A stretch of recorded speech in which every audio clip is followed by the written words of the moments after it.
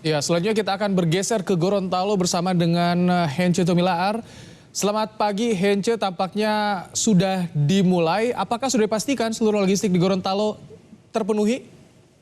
Ya baik, untuk Gorontalo sendiri dari hasil pengamatan kami pagi hingga saat ini berjalan lancar dan saat ini di TPS 4 Kelurahan Moodu, Kecamatan Kota Timur, Kota Gorontalo pagi ini baru saja membuka kotak suara dan memastikan seluruh isi logistik tersedia dan secara keseluruhan setelah menghitung kertas suara dan logistik lain sudah sesuai dengan yang diharapkan dan di sekitar lokasi TPS sudah ada beberapa sejumlah warga wajib pilih yang sudah mendatangi TPS namun sampai saat ini belum berjalan pencoblosan.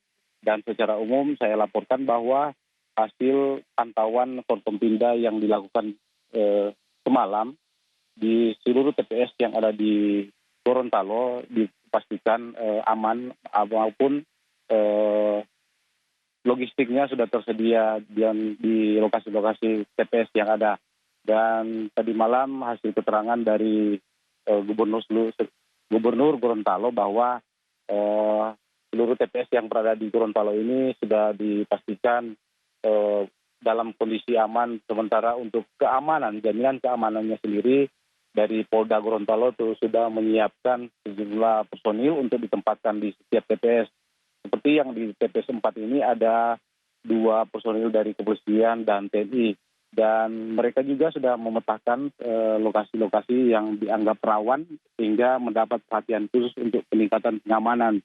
Dan pagi ini belum ada di Kecamatan Kota Timur belum ada pencoblosan. Maksud kami aktivitas pencoblosan atau pemungutan kotak suara belum dimulai karena sebagian masih mempersiapkan logistik dan yang ada di TPS. Demikian. Baik, terima kasih jurnalis Kompas TV ada dari Gorontalo Hence Tumilaar dan juga sebelumnya ada dari Rian Winarta di Sorong Papua di TPS 13. Belum dimulai di Sorong Papua bahkan sekarang sudah pukul 9 tapi juga Tadi sudah ada logistik.